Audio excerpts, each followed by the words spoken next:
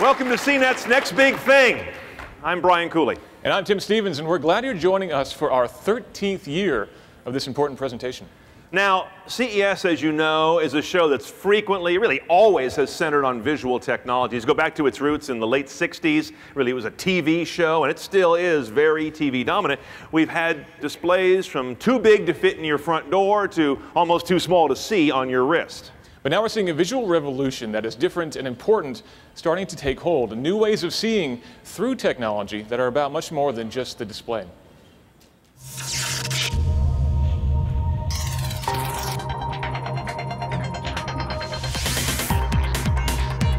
Screens have become ubiquitous. They nearly upholster our lives, pairing us with information, entertainment, messages, and images almost everywhere we go and look. But have you noticed that much of that is actually displayed in the wrong place? Peripheral to our gaze, separate from our attention, and never truly immersive. But virtual reality and augmented reality change all that.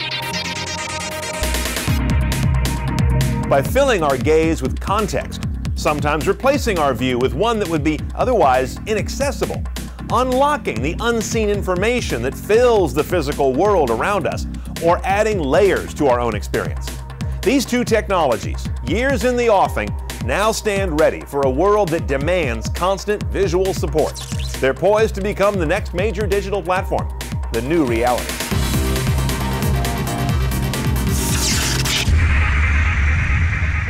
We're going. Now let's get started. First off, new to our Next Big Thing stage, and I'm really glad to welcome him into the NBT family, as you are a big part of as well, is our senior editor, Brian Tong, the inimitable Brian Tong. He'll be handling something new for us this time around. We're doing on-stage live demos of core technologies we're showing you this time. We also want you to be part of the discussion. You can use our Twitter hashtag CNETNBT. We're going to be taking some of our favorite questions at the end of this conversation, so be a part of that and contribute there. Let's get started with the panel. Our panel includes Jens Christensen, CEO of Jaunt, a company creating tools for producing cinematic virtual reality. Let's bring Jens on. Welcome, Jens. Thank you, Jens. Jeri Ellsworth is co-founder and chief hardware engineer at Technical Illusions. They're developing the CastAR augmented reality platform. Hey, Jeri. Thank you. Palmer Luckey is founder and CEO of Oculus VR, makers of the Oculus Rift. Hey, Palmer. Welcome. And finally, Velez joins us. He's the CTO of Razorfish, a very tech-forward ad agency within the Publicis Group. Welcome. Hi, Ray. Thanks for being with us. So let's see the clouds of the first side of the new reality's coin, virtual reality. Take a look.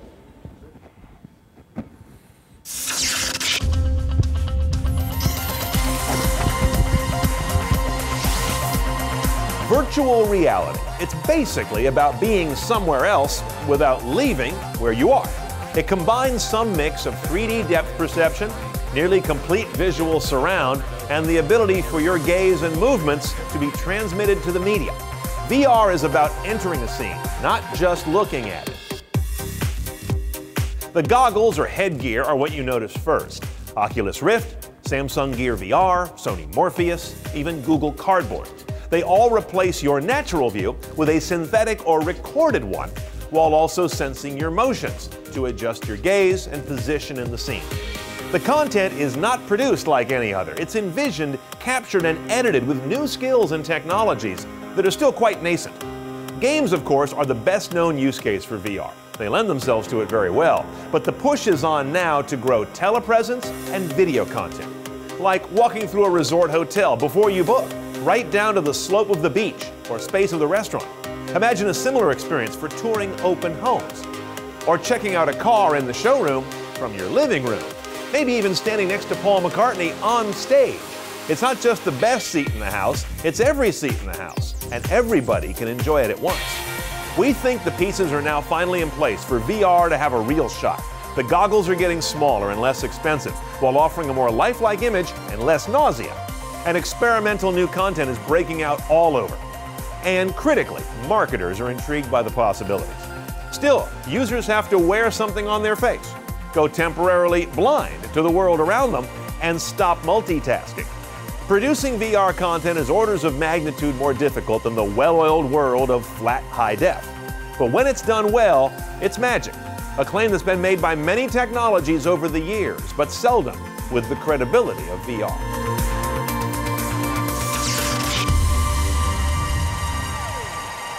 So starting with virtual reality, I just want to lay out kind of the zones we have with our guests. And honestly, this is one of our, if not our best panel ever. And I'm saying that honestly because we have real innovators here, as opposed to experts, which are great, but we have real innovators on top of being experts. And this is really getting at the source, the well source, if you will, of where this is all coming from. So on your far right, Jens represents the virtual reality production world.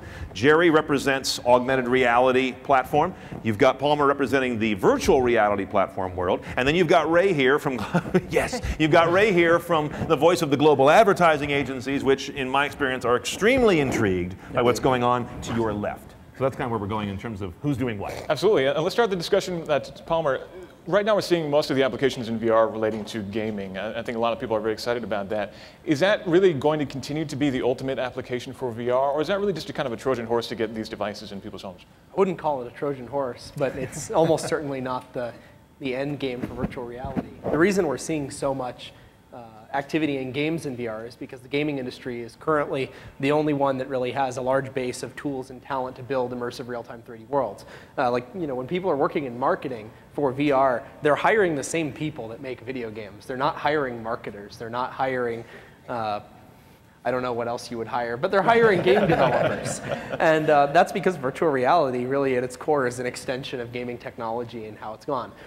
But I don't think that's necessarily the end game. If you look at science fiction, where virtual reality has been a staple for decades, virtual reality doesn't culminate in societies of everyone just playing video games. It's this idea of digital parallel worlds, whether they're integrated with our own through augmented reality or existing completely alongside in a virtual reality.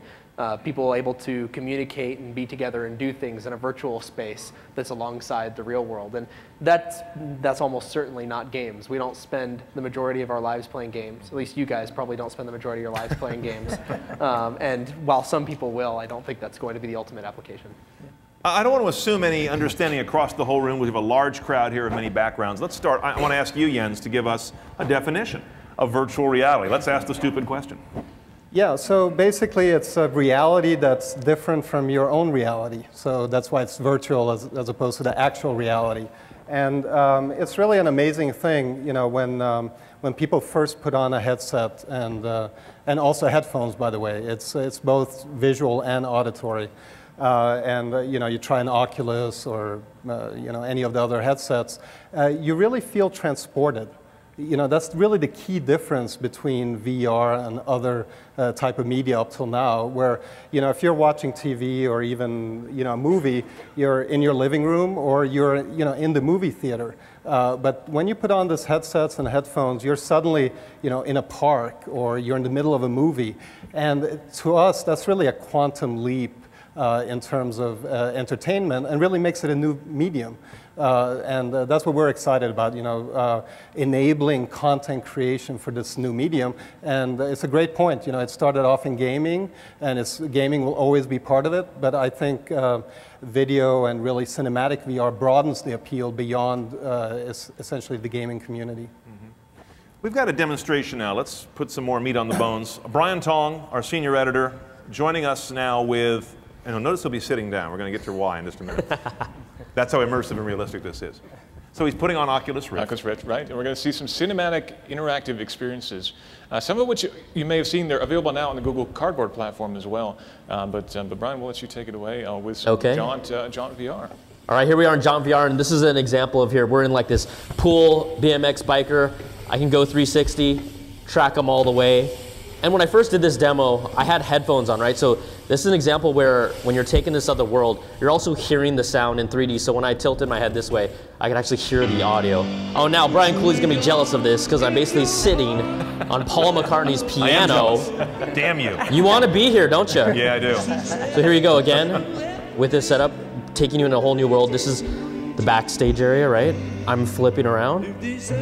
What you're seeing here on the stage, everybody, are the two binocular sources that feed his eyes. He doesn't see it that way, obviously. He sees the merged surround the stereoscopic depth. Up high. So not only is it immersive, it is full 3D for him. I'm sure you're in there. Uh-oh, did we see some pyrotechnics? Boom! Now that's why he's sitting down, because this is so realistic. You want me to might fall lose off some stage? orientation of being on the stage. Can you feel There the we heat, go. Brian? But I mean, atmosphere, you're all up in it.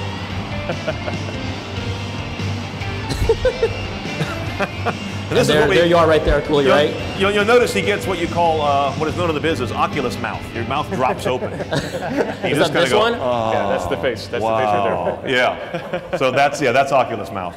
There we go. So pretty amazing, right? Yeah, now here we are in the Shire. And if I look here, it's the Hobbit's door.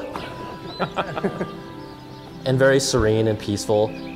You can see the depth here. I mean, I'm looking at this in 3D, right? So I can see all the different layers and levels. And is that Gandalf the Grey? Gandalf? Over here. That's how they say it in the movie, right? It's that realistic, okay. All right, BT, thank you very much. All right, thank you. All right, so there is a sample of what it's like to see someone experience this amazing combination of VR production and VR, what do you call it, Palmer? Display, playback, immersion? What is the platform? I guess VR hardware. Okay. You're a true engineer, it's good. The virtual reality, I want to bring you in here, Ray. Virtual reality, you've seen every example of it, I'm sure. Yeah. Where is it interesting? Because you heard the question from Tim: is gaming the start, the beginning, the middle? What phase of it is? Where does it have to go for advertising agencies to say, okay, now we're going to put big money behind this in our programs? Yeah, so I think we're already, to some degree, we're already getting there. And I think to the point earlier, the technologists we have to hire now are gaming developers. We typically have a lot of web developers, mobile developers, but now we need folks who need to know this Unity platform, which is a gaming platform, and that creates that experience.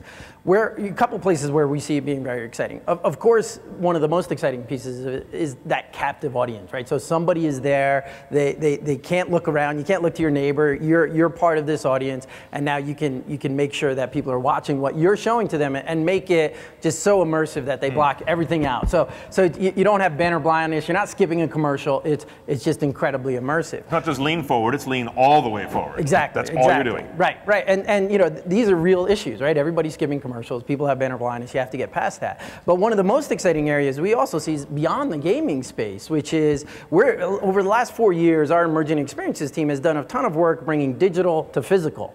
And that's a really hard thing to do well, right? So I can't necessarily build the next generation car showroom or the next generation experience at the San Francisco airport, some of the big fun things we've done. And it's hard to iterate on it. It's hard to make a lot of changes. Once I get that wall up, I can't change the wall. But if I put that into an Oculus experience, I can then iterate on it, show it to my customers, show it to our team, show it to the designer, show it to the architect, say, well, what does it look like if I move the wall from here to here, right? So, and that's one of the fastest growing places we see in the industry, right? The web and mobile is very well known. We understand how to tackle those things. How do I bring that together with a real physical experience? And interestingly, virtual reality is going to help me build better physical experiences. There's also a question of distribution. How do you get that experience into the hands of consumers and into the hands of clients? Yeah. What sort of progress are we seeing on that front? Yeah, I think that's going to be really tough, right? Because these are devices built for developers at this point, right? And hopefully, where you start to make those partnerships with consoles and computer platforms, you'll start to see more people get these in their hands. But until that happens, it's difficult. And to the point in the video, the content's really hard to build. There's a lot of 360-degree cameras going to be here this year, more than last year, which is exciting. But to make the content, to make 3 minutes of content, I think in the Adweek article I read yesterday, it's $1 million, right? It's a really hard endeavor to build the content. So you have to make sure that you're all in, and you're going to get the exposure that you need to get. So hopefully the teams are going to help make that less expensive as the technology gets better. Jens, ease of content production. What's the milestones that you're working toward there? Well, it really is, it's not just about ease. You know, there's a lot that's involved. We're building a camera that really makes it possible to capture 360, 3D video, the whole rendering pipeline to automate that whole process to go from all those video streams into really a compelling VR experience, the apps that run on various devices. I just wanted to add a little bit to what you were saying in terms of getting it out there to the consumer. We think mobile is just an amazing platform for VR. You know, there's Gear VR and there's also obviously Cardboard. And most people already walking around with a $700 device screen in their pockets. Why not leverage that for VR? Now, it is true, there's certain kind of high-end games, for example, that probably can't run just on a mobile platform. But video, for example, plays really, really well on mobile. So we actually think that will be, over the next 2 years, really the way most people are going to experience VR. So yeah, in terms of content creation, they really are still, it's very early days. There are a lot of questions that need to be answered about best practices. You know, for example, if you're in a movie, should it be a first-person experience or should it be a third-person experience the way it is today? You know, lighting, how do you handle lighting? How do you handle set design? These are all questions that really need to be answered. Jeri, I want to ask you about the role of VR in inspiring your work in AR. You're sort of the other side of the coin that we'll dive into more depth in a moment, but what of VR's attributes, if any, inspired or are inspiring your work in augmented reality? What do you really like about it? I really like being able to synthesize your entire surrounding in VR, where you can create physics or you can create content that would be impossible to visualize any other way. You can't have anti-gravity in the real world, but you sure can in VR. Yeah, so you can really write the experience you want from the ground up. Yes. Yeah. Which also, you know, as we're talking about, creates a certain, a huge burden. Yeah. And there's nothing there's nothing in that plane of view unless you create it. Right, right. Well, you know, I think the other thing on the adoption question is, there's a risk that you might get a reaction like Google Glass, right? Which is, I don't know what you're seeing, right? So, but I think there's a way to solve that. I've been reading this book by David Rose, Enchanted Objects. Fantastic book, and he says it boils down to one thing. I don't know what you're looking at. Right? So is there some way when you think about technologies like the Dodo case, Google Cardboard, that's what, $25 I think it was. I bought a couple a couple weeks ago. So getting people to try this out, it's not hard, but it's still very isolating. I'm not going to go walk down the street with it. And even if I walk into the office with my Google Glass, I think, you know, people look at me like I'm, you know, a jerk, right? And it's because like there's this, you know, adversarial thing that happens is like, what are you looking at, right? I don't like you because you're looking at something I don't know you're looking at. Right? I'm not in on this, right? So there's got to be a way to help share this, right? And obviously the technology's there, right? It's got to be much more shareable to get it out of just the showroom technology, right? Right. You can't see what I'm looking at. Right. Exactly. Oh, interesting. And you almost got run over by a car, right? So it's that same thing, right? Like you have to solve that. You'd love to see what I'm looking at. It's a black screen, by the way. Does it have to do with kidney stones? No, it's the picture. It's that one. So Palmer, what's your reaction to this sort of disconnect, social disconnect that VR kind of brings with it? Well, I think it's solvable. You guys can solve that. I think it's solvable, but it's also one of those things that changes with technology and society. And applying technology as it exists as a development, you know, mostly development kits and these early adopter devices to how we think people are going to interact, I think it's really premature. It'd be like if you were trying to predict telephones, for example, and you said, well, you know, let's go back to the 1800s, and you say, well, you're telling me everyone's gonna have, you know, everyone's gonna be able to just call people when they're at other people's homes. Right. What are you gonna do? You're gonna have a telephone room? You're just gonna put like 20 telephones all in a room? That's stupid. Yeah. Who's gonna do that? They're not even able to talk to each other. They're just all gonna be in the room on the phones. Right. That's not what happened. We all ended up with our own little interactive devices that we carry through our lives. Right. And I think that VR is gonna be a lot the same way. Seeing it as an isolating experience is, I think, a limitation of existing technology and existing platforms, not a core problem with it. I mean, if anything, it's something that you can augment the real world with and make people more connected. And people are going to get used to it, just like they've gotten used to you can't see what's on my screen. Yeah, it's still annoyed. But so do you think? Right? You know, I love the founder of. Well, I'm younger than you too. Yeah, you are a little younger, right? Different generation. Like when you. How old were you when you started working on Oculus Rift? 16 about. Yeah. How many people are bothered by not seeing what's on other people's phones? Who's not bothered? All right, look, see all the like 20 a lot of folks aren't sure. Okay. So Palmer, we've talked about gaming for VR, of course. We've talked about advertising in VR. We've talked about cinematic VR. Tell me about Facebook and VR. Where does social networking tie into this?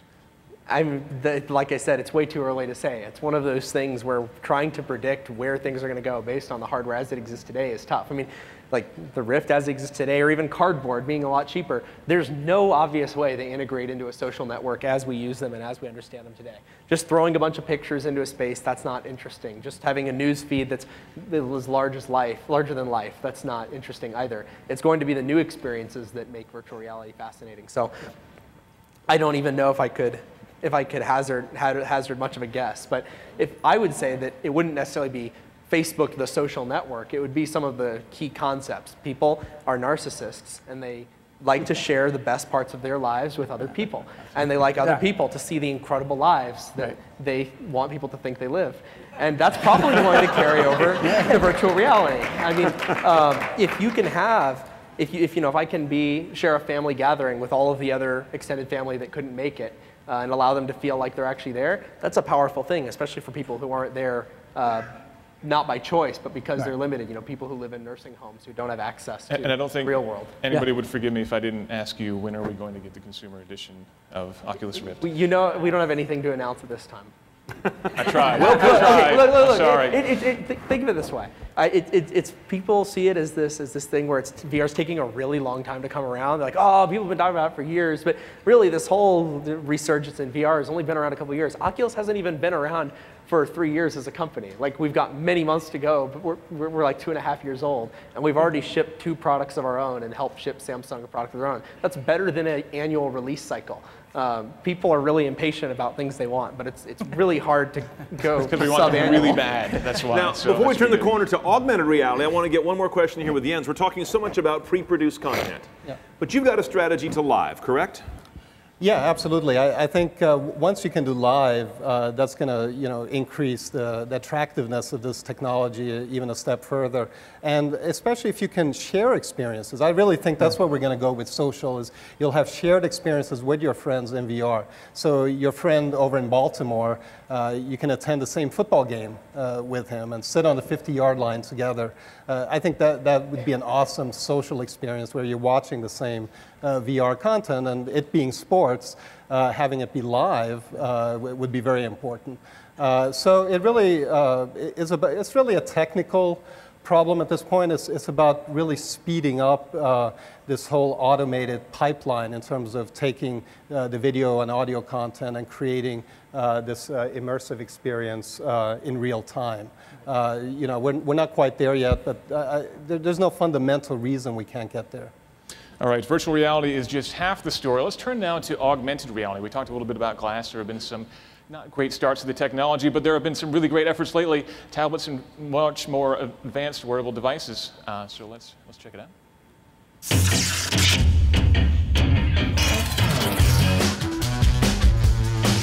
Google Glass is the poster child for this revolution. High-tech headgear that made quite a splash when it was introduced.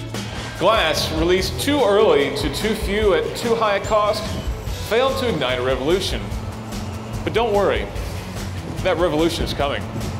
Imagine a pair of AR glasses of the future, not like Google Glass, but something far more powerful. Instant notifications without reaching for your smartphone would be easy, of course, useful on a cold day like today, and contextual overlays over the real world would let you tap into the power of the hive mind.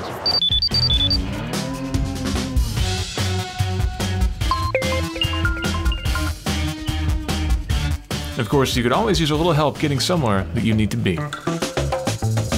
But that's all simple stuff, just tiny hints of the promise of much, much more. Augmented reality won't just free us from staring at our smartphones, it stands poised to drag the digital world into the real, enabling seamless interaction with both. With CastAR, you can play digital games with your friends, merging the social aspects of tabletop gaming with the power of video gaming. With the Recon Jet, you can track your fitness and run races against your friends, even if they're in another country. A Google-funded startup called Magic Leap promises to create virtual images indistinguishable from real objects, but there's so much more to come. Car windscreens that let you see through buildings, medical devices that allow doctors to see through skin, and yes, intelligent glasses that will tell you everything you need to know about everything there is to know. There's a lot of work ahead, but the potential for our new augmented future is absolutely huge. Those were just safety glasses, by the way. Unfortunately, I don't have access to anything that I'm not at liberty to talk about. So, Jeri, let's talk about AR. Again, I think we're seeing gaming as being a pretty interesting application for AR. Do you see that as something that will help to get people used to the technology? Certainly. Gamers are early adopters. They'll endure a lot more pain early on than the general public. And then also, the same reasons we talked about for VR.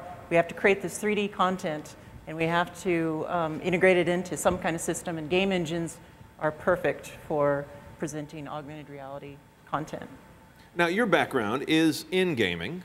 How important was that? Well, kind of, yeah. How important was that to come into, to bring those attributes, those skills? First of all, give us the definition of augmented reality. I'm going to go bookend with Jens' virtual reality. Define augmented reality, especially compare and contrast. Well, if VR is confusing for people, AR is probably 10 times more confusing because there's so many attempts at AR out there. Some people use tablets and they use the front-facing camera and they try to figure out what's going on in the world and insert synthetic features and creatures and stuff onto the real world. Some people think that the Google Glass was an AR device, which it was probably more of an information device to get your tweets and stuff like that. And then, like your safety glasses there, that's what we see in movies all the time. It's just some thin pair of glasses that you can wear, and you can just do all these magical things, like overlay people's names over their head, or have interactive games on the table. All right, well, let's take a look at one implementation of augmented reality, CastAR, which is Jeri's company. So, Brian, take it away, my friend. Yeah, BT's back here. Now, Jeri, can you narrate the setup here? We have one of our cameras, Celso's on a camera there, showing the audience the setup that's down here in front of the stage. Generally, Brian is wearing the glasses, he has a controller, there's a table, and there's some other hardware around it. So, Jeri, tell us how this all works. Okay, so on the brim of the glasses, there's 2 HD projectors, one for each eye, and it projects images down to the surface. And the surface is a special surface that bounces all the light back. So the computer can send stereoscopic images down that look like they're floating on the table, little game characters, or in this case, it's a marble type game that it's similar to Marble Madness. You can play with your friends, you can stand around the table, you can look at different perspectives, but you're all sharing the same virtual space. Now we're moving in on in this case, we're using a smartphone to show you what BT is seeing through his glasses. This gets to be a lot of recursive layers here. BT, what's it like? Save me. Yeah, well, what we have here is basically you can see this. She's playing as if it's a different perspective from what I see. So what makes this unique also is not only can I look and see all of you perfectly clearly, there's nothing obstructing my eyes. I can see your lovely faces. When I look down on the table at this surface, I can actually see the marble game. And then as I move around it and change my perspective, you will still be able to see that game on this surface. So it's really not limiting you to being in that single world. You're being able to interact with your friends, with your peers. You can egg them on. If Star Wars Holo Chess was here today, I would love this thing, right? We'd have it right here. You could be egging on your friends. So it really gives you an example of being still able to interact with others, still keep that social element while playing the game at the same time. So you can imagine playing Diablo with your friends, for example, right on a massive tabletop in front of you. Any kind of top-down dungeon crawler would be absolutely perfect for this kind of thing. Everyone has their own perspective, and you can get up and move around, and you look around corners even, which is pretty cool. And you're also working on some accessories too, right? Some other controllers and wands. Correct.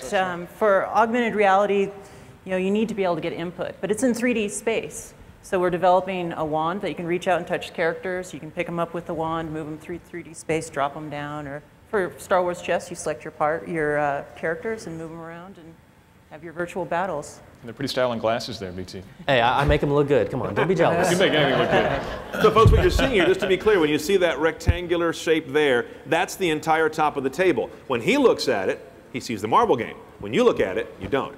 The glasses add the augmentation to it. You just see a great table. And yet it's a real table. You both see the real table. So it's an interesting blend. As Jeri says, it is actually in some ways more difficult to explain than VR, some of its permutations. Now, Ray, and extensions to this. We're working on technology that allows you to render graphics around real-world objects. So that's mixing reality and the virtual synthetic objects. So for instance, you could put down your dragon character, and he could shoot virtual fire out at your opponents across the table. You see their reaction on their face when you burn them. And you also mentioned some people are thinking about doing this for really large virtual displays, for example, or race simulators, flying simulators, that kind of thing. Because ultimately, you just need a lot of that material that's sitting on top of the table. Yeah, wherever the material is becomes an HD display. And that's just an inexpensive material, right? That's not Yeah, some elaborate it's a very display. common material that's used for reflective clothing. So it's a few dollars per square meter, and you have... That's Scotch reflective tape, basically, Pretty right? much. Yeah. Okay. Now, BT, thank you. Great stuff. Thanks for showing us that. Ray, what's your take on AR versus you and the industry's look at VR? Yeah, I think we see the two coming together, and you saw this with I always remember the first iPad app that allowed me to walk in my backyard and look at the stars. And so that's where we're starting to see this coming together of augmented reality, virtual reality, and pulling in a fantasy world almost. So we built this site. You can go to halostarscope.com, and if you hold up your phone, and it's all right within the browser, and you're looking at the sky, you're seeing the Halo Starscope in the sky that you're looking at. So it's kind of this mix of taking and that's why it's hard to nail it down, is, you know, it's a little bit of virtual reality, augmented reality, and the physical world. So we see it coming together to, you know, just again, to create that immersive experience that grabs somebody's attention, and you don't want to look away. When it comes to more traditional forms of marketing, it seems like it'd be a more logical fit in augmented reality than in virtual reality, right? In terms of banner ads and that kind of thing, and things that maybe people aren't so fond of. Yeah, I mean, there is the fear of something like the minority, like we always talk about, the Minority Report type of thing, where you're looking and all these crazy things are obstructing your view. And I don't think that's where people want to go. But when you start to bring together AR with beacon technology and things like that, you can see that potential, right? The beacon can tell me where I am. I hold up my phone, and then all of a sudden, the retail display I'm looking at shows me a promotion, right? So there are things like that that have gained some traction, but are still early on. I think you're seeing a lot of the intersection around virtual, augmented, beacons, Internet of Things type of technologies to just really create whole new experiences. Jeri, what is the main hurdle in getting people to understand AR? I'm sure you've introduced it to friends and family and colleagues 1,000 times. What's the biggest hurdle in getting them to get it? Well, it's very difficult to record and show in 2D form. You've got to get people in the glasses, let them stand up, move around the table, and actually see it. Until you do that, you know, no words can describe it. And getting units out there and actually getting hardware that people can work with, you know, it's challenging because so few people in the whole world have ever seen this kind of see-through AR experience. I almost think it's a little easier for the VR camps to tell their story because it's a little simpler in a sense. The technology's not, but the outcome is like, look, you're going to see something else, and you're going to go somewhere else. That's pretty simple, powerful, but simple. I mean, you can take it all the way back to the old ViewMaster reels. It's not virtual reality, but it is replacing your reality, and so we've all got some sort of organic, almost prehistoric understanding of that. But the VR, or the AR stuff it's subtle in a lot of layers. And it's a difficult problem as well because the technology isn't quite there for a full walk around AR yet where we can understand the environment and understand how, you know, this object's supposed to interact with our virtual object. But it's very promising going forward. It's going to be the most relatable type of display because you're still going to be able to see your friends. You're not going to be isolated. You know, it's going to be blending these elements into your environment. That's a question I want to bring back to our two VR innovators here, Jens and Palmer. The fact that your technology more or less kind of keeps me away from multitasking, keeps me away from casual glances. It focuses me, but that can also be something of a burden or of a cost to pay to engage in the experience. Do you think that's limiting of a number of people who will be interested in using VR? I don't personally think it's limiting. I actually, some of my favorite videos that we have, or experiences as we call them, are really the ones where you don't get a lot of stimulation. It's not really the loud concert or the boxing match. It's more the serene kind of, you're on a mountaintop and you're looking around and it's beautiful. And what's happening there is, you know, you have your busy day, you're at the office, and you put on the goggles, and now suddenly you're, you know, out in nature, it's peaceful. You take a 10-minute break from your busy day.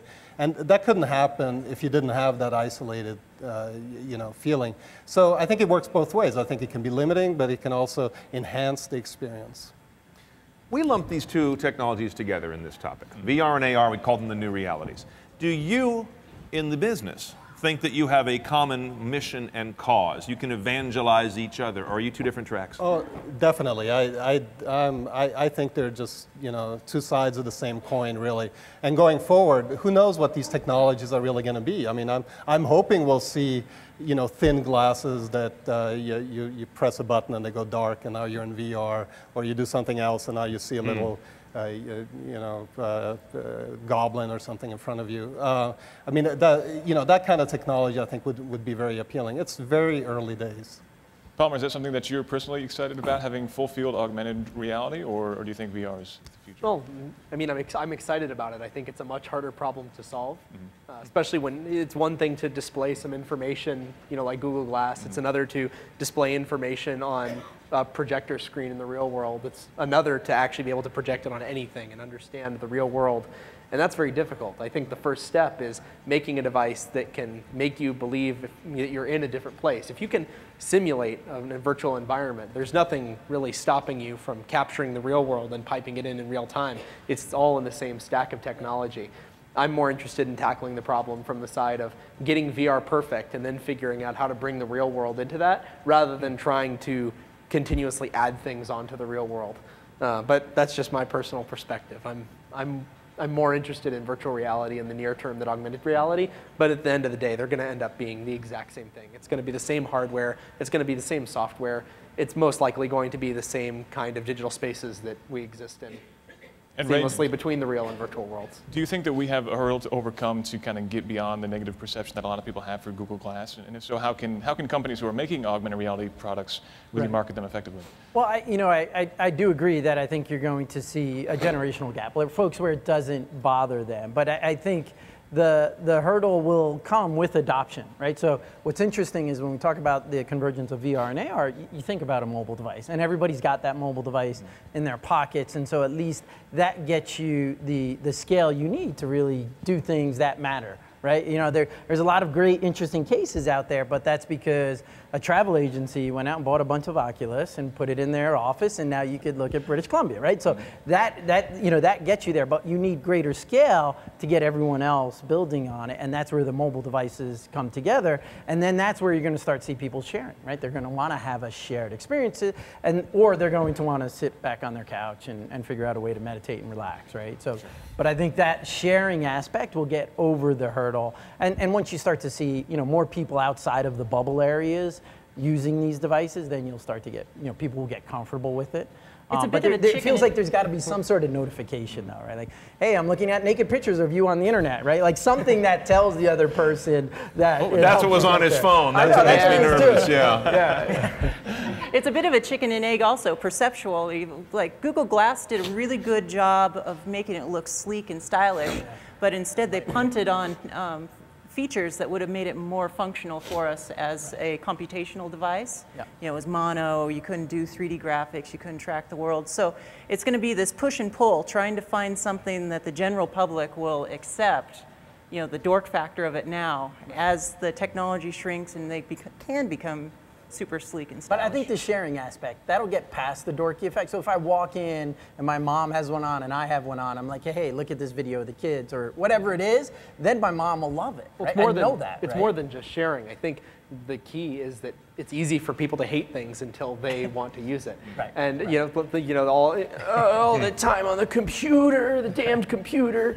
But then all of a sudden, when it became easy for people to look up recipes and to watch the shows they like and to communicate with their families, all of a sudden you have tons and tons of older people using Skype and using tablets and using computers because it became accessible to them. It's not just sharing. It's just that there has to be something for them to be interested in, or they're not going to get it. And they're not going to say, oh, well, I understand how it's useful for them, but it's not useful for me. It's not my thing. Most people will just say, no, it's stupid because I don't want to use it. Yeah. Well, one of the key traits you'll find in the history of technology entrepreneurship is that people like we have here today, we're dissatisfied with the status quo. You go all the way back to Ferruccio Lamborghini started making cars instead of tractors because he thought Ferraris were too slow. Palmer, you're telling us you started making VR headgear because what was out there, even at a high level, wasn't any good. Jeri, what drove you into AR? Well, I was working in an R&D lab at a video game company, and we were looking at where future tech was going. We looked at tablets. Where are you going to make them smaller or bigger? Plasma TVs, we can add a few more pixels, but there's there was nowhere else to go except for AR. You know, whether it's going to be 2 years from now or a decade from now, it's coming, and that's the main direction of technology these days. So a sense of inevitability surrounds it in your mind. A little bit of housekeeping. I want to let people know we have microphones in the middle and the back of the room. We're going to be starting to take questions soon. So if you have any questions for us, please feel free to really head dark, that away. so if you can find that mic, and please, that's great. There's two of them, yeah. About midway and then way far back down the center aisle here is where you'll find Mike. Thank you, guys. There we go. And if you would rather ask us via Twitter, we can take that too. CNET NBT is the hashtag. We'll take some of our favorites. We've got a lot of folks with questions. Let's go right to it at the front mic here, sir, in the black hat there.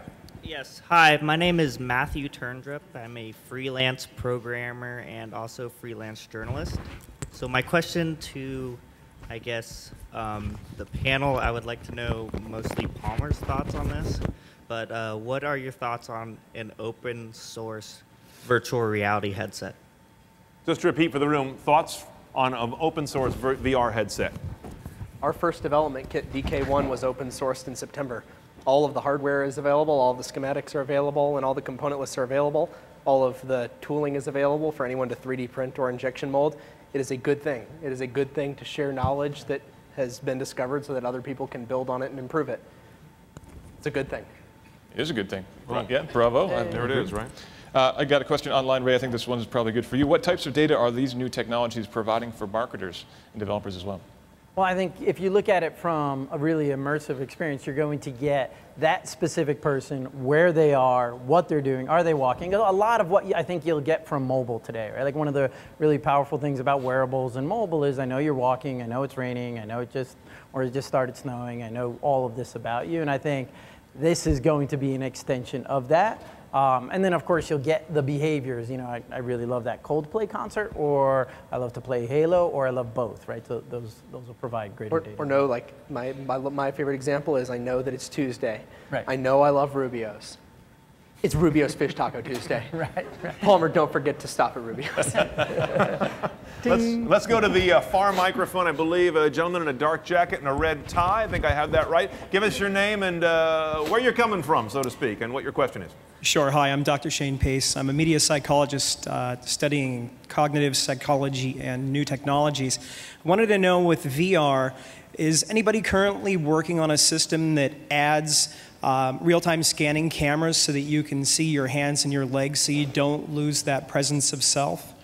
There's something similar to that in the Intel booth. As a matter of fact, they have cameras that are detecting your hands, and you can see that. I haven't seen, you know better than I haven't seen anything that's full body at this point. Oh, no, I used it earlier, and I was using my whole body to steer a spaceship. Right. Oh, man. Yeah, it was something else. I've never experienced anything like that. Sounds pretty trippy. All right, there you go. Oh, but to answer the question, yes. Yes. Gentleman in the front mic here in the gray shirt. What's your name? Who are you with? Hi there. I'm Greg Panos. I'm a VR pioneer from the 90s. The question I have is, now that VR is really taking off because everything has gotten inexpensive, what are the bandwidth and delivery challenges for experiences given throttling, data caps, and all the sort of attitude of scarcity as far as the carriers are concerned? A lot of VR looks like it's going to be mobile, and a lot of it are going to have substantial download packages, and this could be an impediment. Are there any, what are your thoughts on how to condition data, or how to properly deliver it in a constrained environment, or how to expand the environment? It's interesting. I worked at a chip company where we did video compression, and we were helping define a standard for 3D delivery of content. I thought it was kind of crazy in the early 2000s. There's actually some specs out there that already have compression that can work across both eyes. Essentially, when you do 3D content, you're creating twice the bandwidth to deliver to both eyes. But perhaps it won't be as bad as we think delivering it. Although there is an arms race. No, it's as bad as you think, because it's not just 3D, it's 360 degrees. And so you don't have this little tiny frame that you need to maintain resolution, and you need to maintain resolution in this massive frame. Gear VR has some of these issues where to have a high resolution video that you can play back on the device that is a reasonable resolution, you have multi-gigabyte files per minute of video at its full playback capability. And you're right, existing network transmission I guess infrastructure and I guess pricing structures are not built in a way that's very friendly to these. It's going to be interesting to see how, how this works in the future, because existing internet infrastructure and pricing is built around content that we already know and understand, things like Netflix, things like streaming 2D video, not for streaming high-resolution 360-degree video. It's going to be interesting to see if the regulatory environment changes in a way that makes it economically unfeasible for carriers to prioritize the delivery of certain kinds of data that truly demand that kind of prioritization. VR really. Well, perhaps the VR is really hard to do. Perhaps over we're going to see real-time more content. content which is actually model-based inside We may game do that, engines. and that's the thing. We could get around this entirely because everything's going to be rendered on board in the long run. But like for what you're doing, I mean, you're screwed if you can't transmit live 360-degree high-resolution video. Oh, we'll be able to do that. Oh, I know you'll be able to do it, but that's why we can't necessarily move to a world. Jaunt's not screwed. I mean, that's one of the reasons we're not going to move to an entirely model-based, locally rendered infrastructure anytime soon. Right, right. Yeah, I mean, there's a lot of work going on in compression. I mean, for example, your point of 3D, there's a ton of overlap between obviously what you see on your left and right eye, tons of opportunities. And, the users aren't necessarily looking at the full 360 video at any given time, and that's something else you can leverage. So there are many things that can be done on the compression front. But over time, there is going to be this race of amount of bits you want to push through the pipes and just how big those pipes are. There's no question about that. And so today, when you download our app, Paul McCartney, and we sense that you're not on Wi-Fi, we do ask you, are you sure you really want to download this on your data plan? What's the file size on that? It's actually not, it's in the hundreds of megabytes. Per? The full per file minute? size, Okay. yeah. And that's partly because the screen resolution today is not up to par to what we're recording. We're actually constantly downsampling. That's going to change as well, right? You're going to get higher screen resolution, et cetera. But I do think that bandwidth is going to keep up with what we need. Okay, thanks for your question. Let's go to our next question. The gentleman there in the light blue shirt. Give us your name and who you're with. Thank you. My name is Ben Konak. I'm from Sacramento. It's M2 Teach. And my question refers to the interactive of education of getting these tool sets or tools into the classroom and to expand the learning experience in math to English to help disabled or challenged kids to learn different ways. Okay. Anybody want to take that? Look at you. It's cost. Reducing the system. cost Right. will accelerate that for sure. Right. Reducing the cost on what we have technology-wise, but like what you're saying is you're asking partly how it can be done. I think that's implying that there is value in doing it, and I think you're absolutely right. Because right now we've decided in the traditional education environment that sending people out of the classroom and on field trips is a worthwhile thing. Why? Because we all know that being in a classroom, looking at things in a book or on a chalkboard is not the best way to learn. Maybe it is for some people, it isn't for the majority, and there's things you can't learn that way. If that's the case, you want to send kids out so they can experience things in the real world, whether it be looking at dinosaurs at a science museum, looking at ruins in ancient Rome. Most school kids aren't getting to go there, but maybe you're in college and you're on some sweet exchange tour on your private school. But whatever it is, we're in this world where that kind of education is only available to a limited subset of people. I was just in Washington, D.C., and I was thinking, oh my God, all these public schools, they have this entire Smithsonian museum network where they all get to see things nobody else in the entire country gets to see. That leads to a huge disparity. Virtual reality isn't necessarily just a tool to improve education. It's a tool to give everybody access to the same education, to the same kind of information, and give people access to ways to learn that don't exist in traditional classroom settings, so that anybody can look at those dinosaur bones, anybody can go look at those ruins, and not just in the United States public school system, but around the entire world. People who right now can't even afford things like computers and traditional infrastructure for just email and stuff. I think that virtual reality is going to come down and down and down in price eventually. Just look at phones a few years ago. You have these phones. Does anyone remember the dream of the $99 computer and how that was going to change the world? That's stupid. We have like $40 tablets now. It's a dream that just blew past us because technology gets so cheap so fast. And a cutting edge phone 5 years ago is something I can buy for $50 unsubsidized off contract right now. VR is going to be the same way. The headsets today that are $500 are going to be dirt cheap. They're going to be $50. They're going to be $30 because they're not really required to be all that expensive. The hardware path is it's a given. Jeri, I want to ask you about this educational question. Once this solves, this hardware and bandwidth we've been talking about, how about the authoring question? How do we bring that on the same curve where authoring gets as easy as the hardware got cheap and the bandwidth got plentiful? Well, being able to actually work in 3D space and being able to use input devices that let you move seamlessly through that will allow you to author things much easier than in trying to do it on a 2D display. We just did a demo recently where we showed that you could do 3D models on the computer screen, then look over to your 3D printer and see what was going to be printed in there. It gave you a much better idea of what was going to actually come out by being able to look around at different angles inside the printer.